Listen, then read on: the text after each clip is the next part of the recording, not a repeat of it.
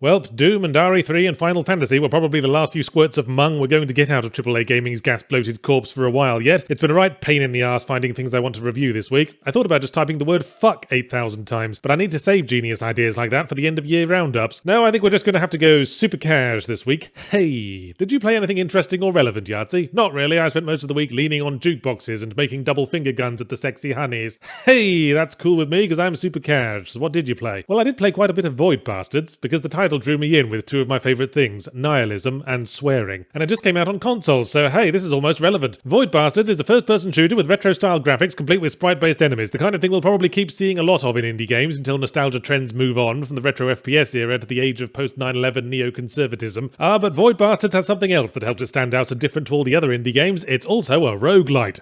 I almost said that with a straight face. Void Bastards concerns a prison transport ship lost in some distant armpit of space where an AI voiced by the bloke who narrated the Stanley Parable, who really seems to be cornering the market on faintly sinister budget Stephen Fry impersonations, thaws out a succession of prisoners to go aboard derelict vessels and loot them for resources and crafting materials, while fending off a variety of insane mutant humans that keep yelling at them in overdone comedy voices. So tone-wise, it's what you get if you locked Borderlands in a succession of small restrictive maps and forced it to listen to Hitchhiker's Guide to the Galaxy audiobooks while smashing its fingers with a hammer every 20 minutes. And at first I rather liked it. I liked the cynical comedy tone and the way it effectively created this sense of being trapped in a forgotten sub-butthole of a vast, hideous interstellar bureaucracy. But after playing for a while, I had no idea what I was working towards, story-wise. The narrator makes a search the network of derelicts for the specific crafting items that will advance the plot, and the plot usually advances to find another bunch of specific crafting items. It makes me think of when people told me to give Pathologic a chance, and I said it made me bored and confused, and they said, that's the idea! It's a game designed to evoke the banality and confusion of being a sad Russian doctor that everyone wants to punch. In which case I congratulate the excellent job it did realising those intentions, but I'm still not going to play it anymore. And I wonder if Void Bastards has a similar thing going on, that it might be trying to evoke the central theme by making you feel like you're trapped forever in a repetitive bureaucratic purgatory. Because well done if it is, but I rapidly get sick of it. The procedural levels get very samey, and after the difficulty ramped up, I turn a corner and somehow 6 dudes would have all very procedurally decided to hang around the same coffee machine. Whereupon the "you done fucked up" music kicks in, everything starts darting about yelling at me in hilarious regional accents, I get flustered, cock-ups keep cascading, I blow my own legs off with a cluster bomb, and frankly, I just don't want to keep playing, as it's upsetting to be constantly reminded of my last disastrous attempt at a workplace massacre. And that's why I didn't play it long enough to review it properly, but I'm sure you'll forgive me because we're all super cash here.